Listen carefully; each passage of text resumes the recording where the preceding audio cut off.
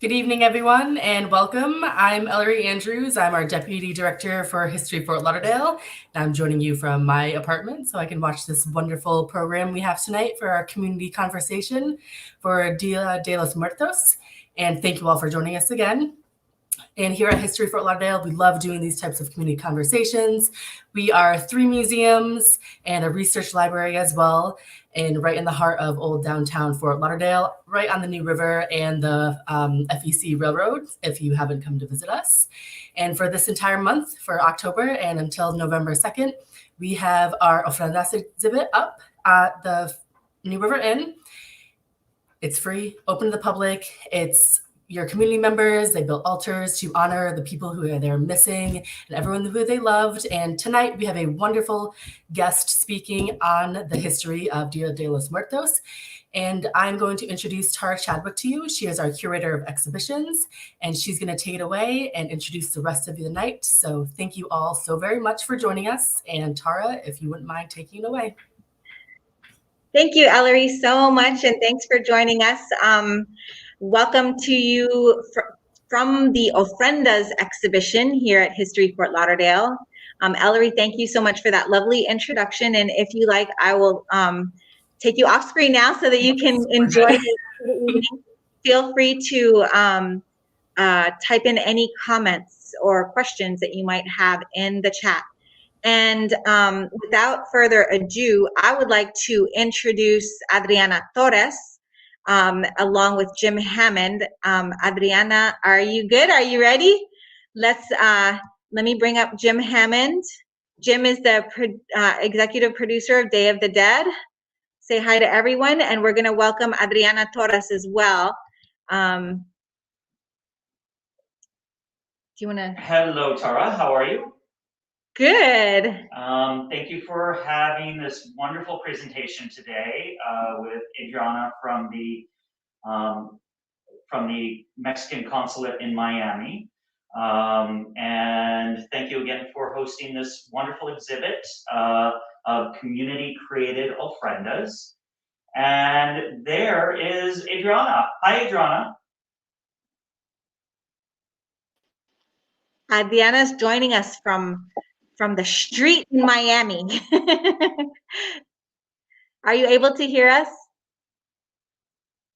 I think that she's trying to connect. Yes. Let's give it a couple moments. We can see you so well, but we can't hear you so far. But while we're waiting for her to connect, so this is our 9th year working with History Fort Lauderdale, bringing the Ofrendas exhibition here, as well as the beautiful Heather Calderon exhibition.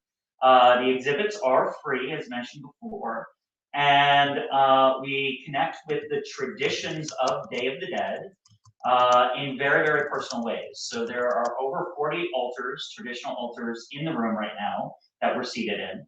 And you're invited over the next 2 weeks to come on out, or if you want, you can come out to our larger Day of the Dead celebration that we always do on November 2nd. This year it's on a Tuesday, and you can come here to History Fort Lauderdale between 4 p.m. and 8 p.m. and check it out on the Day of the Dead and join the procession, skeleton processional, and you can also join the street party that happens just outside of Revolution Live. And I think we have Adriana back. I'm not sure. Can you hear us, Adriana? I can hear you. Can you hear me? Yes, great. We can hear you now. Yay. Finally, thank you very much. Hello, Jim. Hello, everybody. I'm sorry, I have very weak signal, but I am here trying to get a wall for the Day of the Dead here in festival here in Miami, the Mural Miami Festival. So I'm sorry, this is at the same time as your meeting, but it's all around the same theme, the Day of the Dead. But it's because it's so important to us. Well, that's why I am here also. And that festival, Adriana, is happening on the 30th of October, correct? Correct, correct. We are having this festivity in Coral Gables, the 30th of October. Oh, yes. So what's beautiful about Day of the Dead is that it's happening in so many different spots in South Florida. For people in North County, there's a beautiful event in Lake Worth. For people in South County and Miami-Dade, there's one starting up in Homestead in conjunction with the Mexican American Council. That's the week after all of ours. So yours is on the 30th. We do Coral Gables is on the 30th. Fort Lauderdale is on the 2nd. And on the 6th, it's in Homestead. That's correct. And hopefully we will have a mural here in Miami, in Flagler, uh, and it's supposed to stay there for 2 years. And the topic of that wall will be the Day of the Dead. Awesome. So the what's going to be the location of the mural again? Flagler? Some wall in Flagler in downtown. Awesome. That is so exciting. Well, thank you so Yes. much for taking the time. We know that you're doing a million things and it's a very busy time for all of us. But thank you so much for taking the time to be with us. So far, we don't have any, we're going to show the presentation that you and I recorded yesterday in a moment. But just to let you know that we didn't have any questions, but we do have one comment that everyone's able to hear our hear and see us properly. So that's great. Great. Oh, so so over there where you are you where the mural is going to be? I'm not pretty exactly sure. Not Okay. exactly right now, but Okay. after this meeting, I will let you know. Okay. Well, good luck in the meeting. We wish you all the best, and thank you so much for taking a moment to join us. And No, Adriana, thank you for having me here. I'm sorry, Jim. I was going to say thank you for the continued partnership with Day of the Dead and History Fort Lauderdale. We could not do it without your support and belief in us doing this very traditional free event for the entire community. So I'll touch base with you about logistics maybe tomorrow or the next day. Thank you, Jim. Thank you, Tara. No, Also, it's mutual. The thanking is thank to you because you like very much and you love as us this festivity, so we can do it together. Thank you. Thank you so much, Adriana. And also, your Instituto Cultural de Mexico in Miami, is it open to the public or just by appointment right now?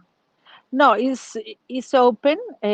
Our schedule is from 9 to 6, from Monday to Friday, and you can come and visit. You can see the altar. We just set it today. Today was the first day of this altar, and it's going to be until November the 2nd. Awesome. Thank you. Thank you very much. Thank you. Well, we really appreciate, again, you joining us for today. And I know that you have a meeting to go to, so we'll let you go and we'll watch your presentation on right now. Thank you. Thank you, everybody. Thank you. Bye-bye. Bye. Bye.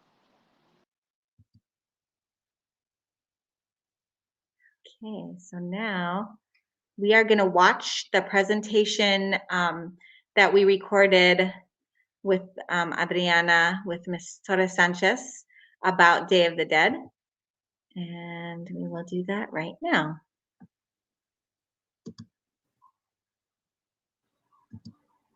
Thank you so much, Adriana, for coming and joining us today from History Fort Lauderdale. We're really excited to hear your presentation about Dia de los Muertos. And so I just wanted to also say thank you to the Consul General of Mexico in Miami for allowing me to, for sharing with us this evening. And also thank you to the Instituto Cultural de Mexico. I believe that's what the institution that you work under as the executive director. Is that correct? That's correct, Tara. Thank you very much to have this presentation at History Fort Lauderdale Museum. I am very happy to be here. Well, let's start it with the story and the future of Day of the Dead, if you like. All right, the popular Mexican celebration called the Day of the Dead is approaching on the 1st and the 2nd of November. UNESCO named it an intangible heritage of humanity in 2008. Skulls and skeleton decoration are popping up this time of the year, and you see them sprayed with colorful flowers, dressed and bride and groom, or made from sugar with intricate designs. It is a time to remember those loved ones who have died. Day of the Dead is a very sacred day. It is a day in which we welcome back the memory and the souls of those who are still with us as an important part of our family, even though they may not physically present. And it is a sacred day in which families gather together and pray. The roots of Day of the Dead celebrated in contemporary Mexico and among those of Mexican heritage in the United States and around the world go back 3,000 years to the ritual honoring in the dead pre-Columbian Mesoamerica. The Aztecs and other indigenous groups living in what is now central Mexico held a cyclical view of the universe and saw death as integral, ever-present part of life. Upon dying, a person was believed to travel to Chicunamitlan, the land of the dead, only after getting through 9 challenging levels and journey of several years could the person's soul finally reach Mictlan, the final resting place. During the rituals, family members provide food, water, and tools to aid the deceased on this difficult journey. This inspired the contemporary Day of the Dead practice, in which people leave food or other offerings on their loved ones' graves, or set them out on makeshift altars called ofrendas in their homes. Influence of Spanish. When the Spanish arrived in America in the 16th century, they brought their own traditional celebration to commemorate the deceased, and where the day were remembered in All Saints' Day, converting the natives of the New World grave rites to a syncretism that mixed European pre-Hispanic traditions, making the Catholic festivities of All Saints and All Souls coincide with a similar Mesoamerican festival, creating a current Day of the Dead. Around 1859, the custom of decorating graves with flowers and candles was consolidated and visiting the pantheons on November 1st and 2nd. In ancient Europe, pagan celebration of the dead also took place in the fall and consisted of bonfires, dancing, and feasting. Some of these customs survived even after the rise of the Roman Catholic Church, which unofficially adopted them into their celebrations into minor Catholic holidays. Also, Sun's Day and All Souls' Day, celebrated on the first 2 days of November. In medieval Spain, people would bring wine and pan de animas, spirit bread, to the graves of their loved ones and Souls' Day. They would also cover graves with flowers and lit candles to illuminate the dead souls way back to their homes on earth. In the 16th century, Spanish conquistadors brought such traditions with them to the New World, along with the darker view of death influenced by the devastation of bubonic plague. Altars. The Dia de los Muertos altars, created using tables, crates, or shelves, and found at grave sites in homes, are particularly intricate. No matter how large the altars are, they must include representations of the elements of air, water, fire, and earth. An altar with 2 steps represents the earth and sky. With the 3 steps, the altar depicts purgatory, earth, and heaven, or Holy Trinity. The true masterpieces are the altars with 7 steps. The altars has several elements called ofrendas, photos and possessions. Photos of the deceased, as well as personal possessions, are included to remember loved ones who have passed away. Incense, made of copal, which is pine resin and used to communicate with the spirit world. Candles represent the element fire and attract the spirits to the altar. Water and other drinks quench the thirst of spirits who are believed to travel to Earth for one day.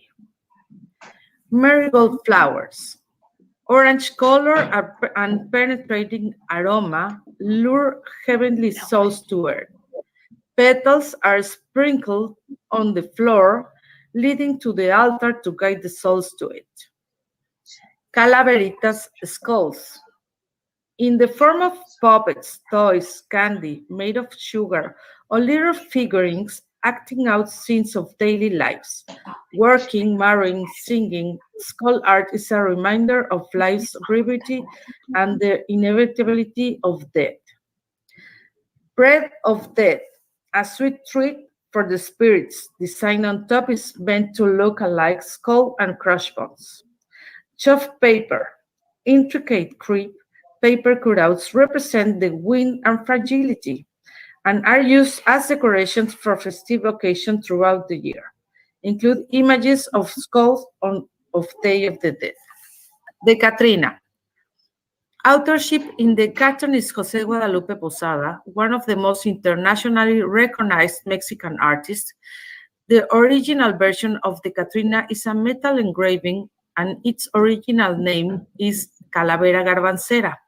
The name derives from the people who sold garbanza, who were those with indigenous blood and pretended to be European, whether they presumed to be Spanish or French, the latter more common during the Porfiriato. They denied their own race, heritage, and culture. This is made notable by the fact that the skull has not cloth, but only a hat.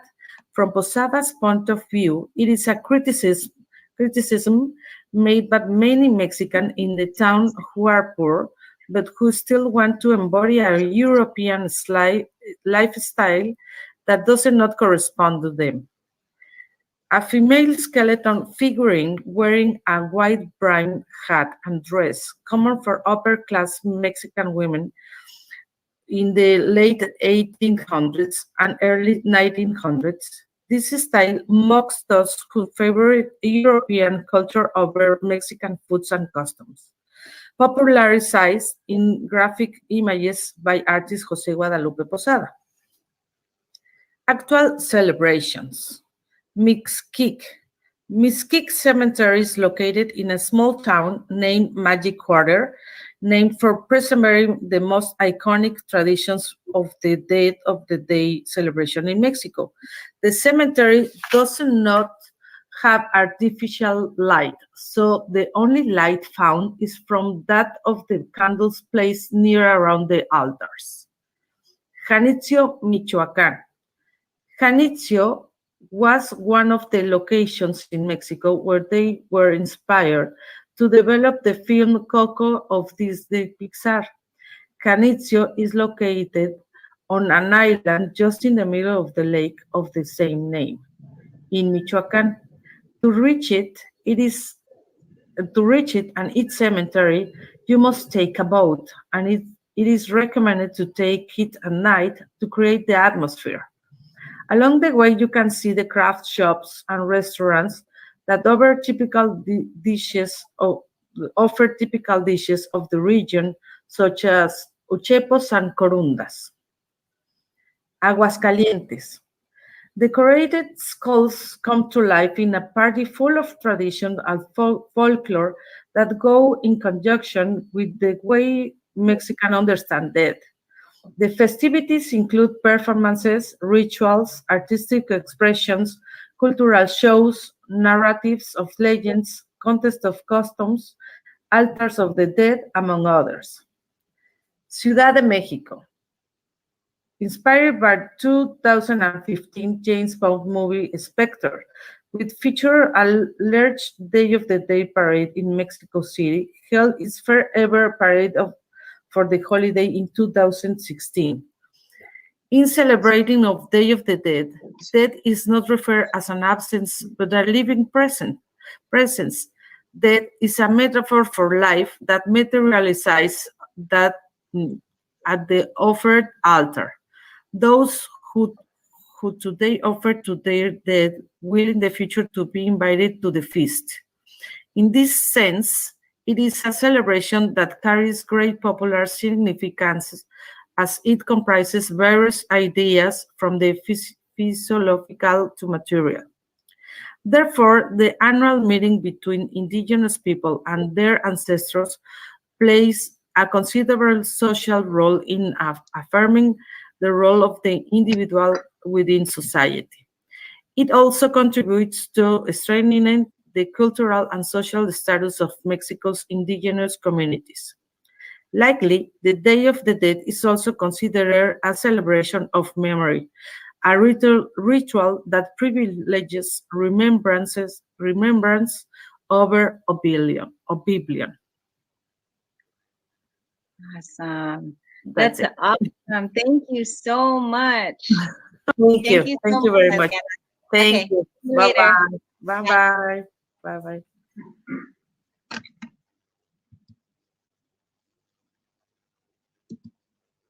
So thank you everyone for listening in, and thank you again to Adriana Torres Sanchez from the Instituto Cultural de Mexico in Miami, which is a part of the Consulado General de Mexico in Miami. Like all of the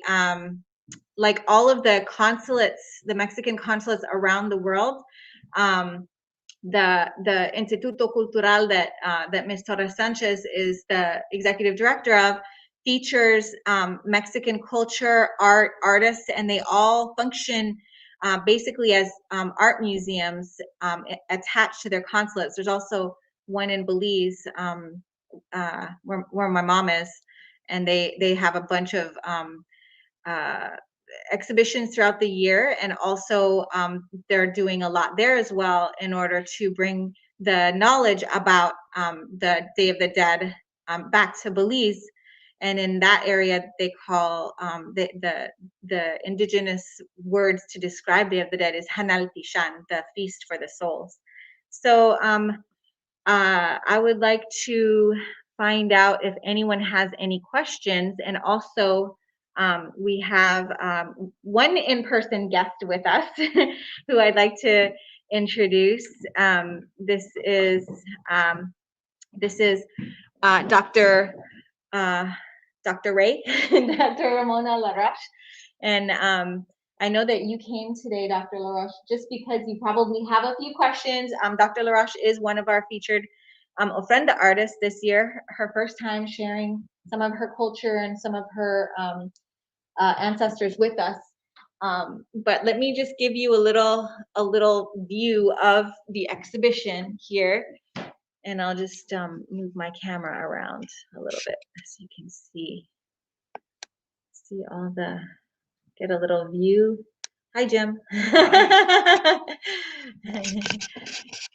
Dr. Ray. And then let's see if I can get, I might have to do the handheld version here. The shaky cam, the Tara cam. Yeah, it's kind of a crappy tour. You definitely don't get the full definitely don't get the full effect. You have to come here to see it. But anyways, Jim and Dr. LaRoche, did you guys have any reflections? And also, I think we still have our deputy director, Ellery, with us. So if any of you guys had any comments or questions, or also all of you guys who are watching online, if you have any comments or anything, just let me know. Ellery, did you want to join us again or no? Yeah, okay, we'll bring Ellery back. Hi again. Hi all.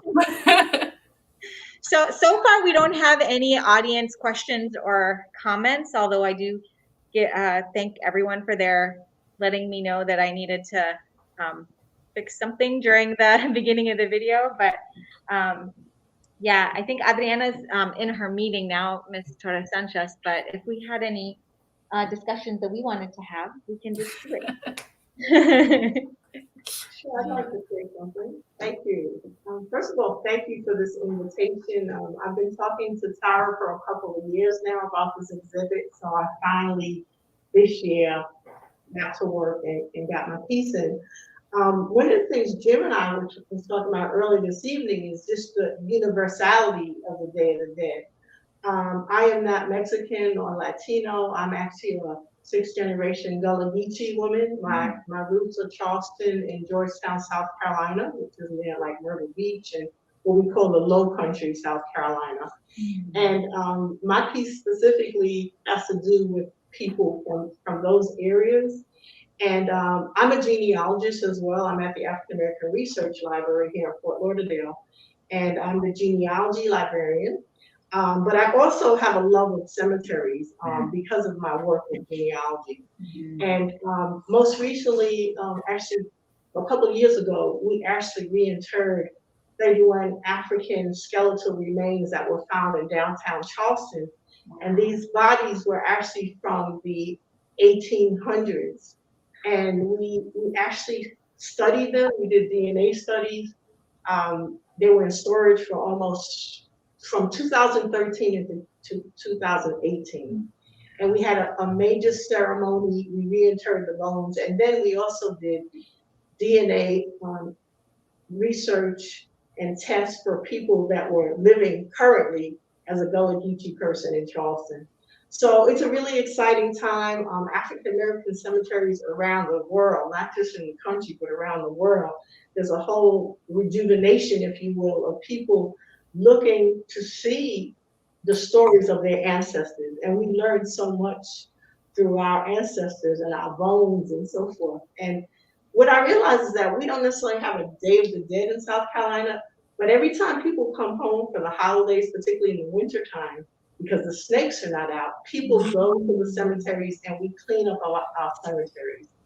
I celebrated a birthday in August, and on the way back coming from Orlando, me and two friends, we stopped at Zora Neale Hurston's grave and we cleaned it. We actually cleaned the glasses, we filled it with fresh water, we put fresh flowers, and we actually sat down for a while and talked with her until the ants, there were some ferocious ants that we had to get up. They're like, time's up. Yeah. Move along, next visitor. It's really an honor to be here, to be amongst this, and also to be amongst the Frida Kahlo lovers. I actually have my Frida Kahlo area today. I remember years ago when I was in undergrad school in a sign-up program, and back then, there was nothing written in English about Frida Kahlo. And I did a paper on Frida. I had someone help me to, translate. And had I taken that vision back then and done something with it, I'd probably be, part of all these things that we do around Frida Kahlo today, So thank you so much, Tara. I really appreciate you. I'm loving my relationship that I've had with you since I met you when I first got here. And I came to the Historical Society to learn a little bit more about Fort Lauderdale. I've been here 3 years now, so thank you. Thank you so much, Dr. Arash. What a beautiful introduction to yourself. I think we all appreciate being able to learn about each other, but especially the Gullah Geechee culture, because even, growing up, I never heard about the Gullahs, until I got to undergrad schooling. That's when I, learned about your relatives for the first time, and it's really something that's special and amazing to me when we get to find out, like it's like a hidden gem, like that you're finding out, and it really just makes us so much richer to, to be able to share one another's Yes, it culture, does. even just, however little bit or however big bit. It doesn't even matter. The fact is that we're sharing. So thank you. Thank you. And the universality is just a beautiful, beautiful statement, because as you're talking about going back to the cemeteries and going through that ritual of respect and memory, that's what I did as a kid with my family and with our church. It was part of our ritual on All Saints and All Souls Day every year. So the ritual of saying goodbye or saying see you later is so sacred in so many cultures. When we started this ritual in Fort Lauderdale, it really stemmed from the community of artists coming together and saying, we have to figure out a way where we get a little closer to death, because we try to sanitize that in US culture and oftentimes ignore it. But this ritual, this festival that we have down here actually embraces it. And most of you know, I worked at the Lion King for a long time, and I heard the Circle of Life over 4,000 times with that show. And it's in all of us. So. Oh, I also wanted to say we're going to be having a panel discussion to kind of continue this conversation with the Broward County Library, African American Research Library. It will be online. You can register by going to the Broward County Library website, and it will be Monday, November 1st. And it will be from 6 to about 7:30, give or take. And so we're really excited about it, because we're going to have some representatives from different cultures that all do the same thing. So thank you. I hope you enjoy it. Yeah, that sounds exciting. Thank you so much. Thank you for doing that work too. We do have one question from David Gobach. He's interested in the information that Adriana shared with us about the different ways that ofrendas can be built with different levels, and he wanted us to talk a little bit more about that and how people use that in contemporary ofrendas in the exhibition. So I don't think you can see any behind me, but if you look behind Jim, you can see an ofrenda that was actually built with 4 levels.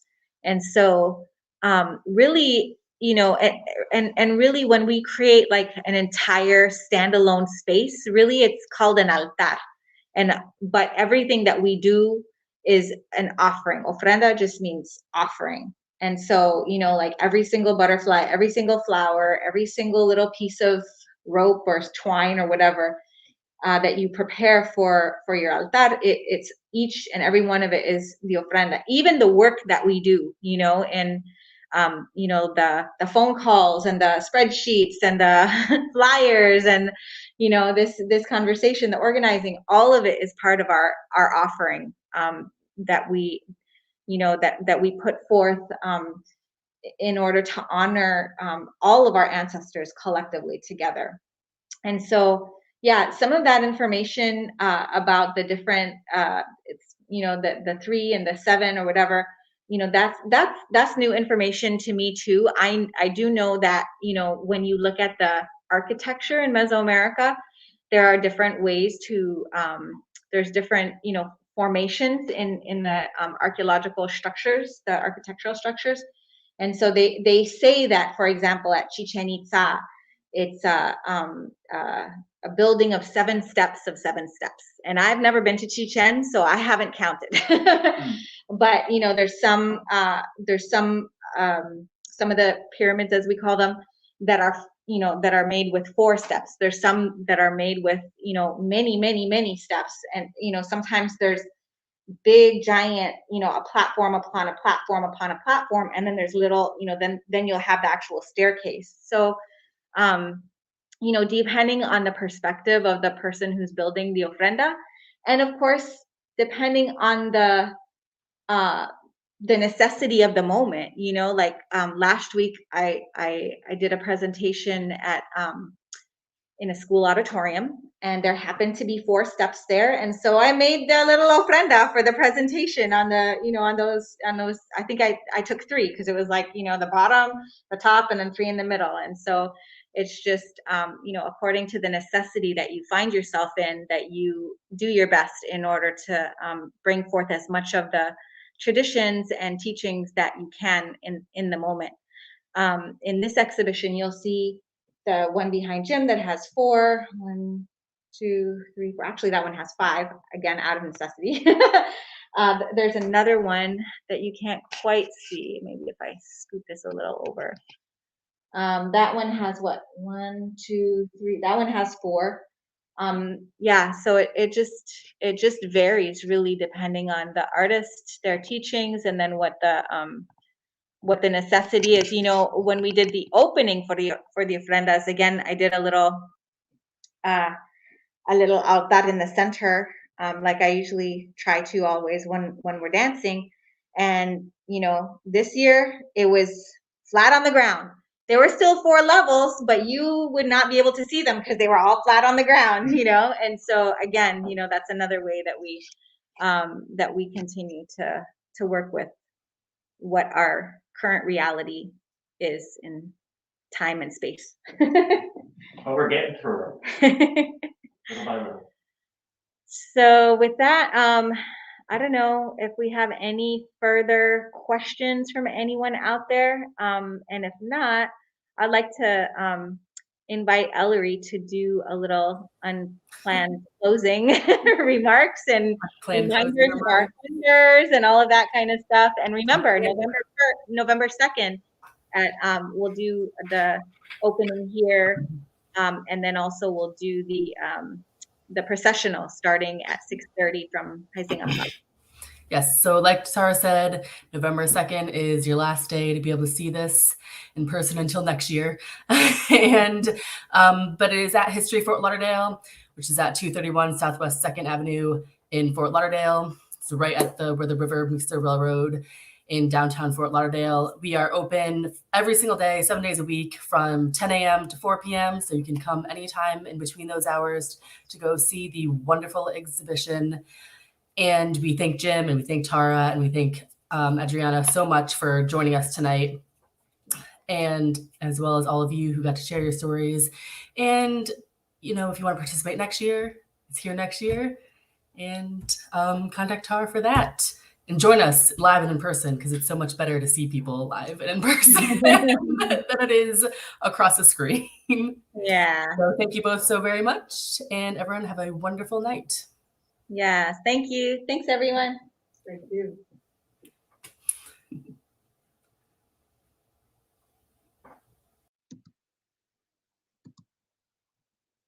Bye. Bye.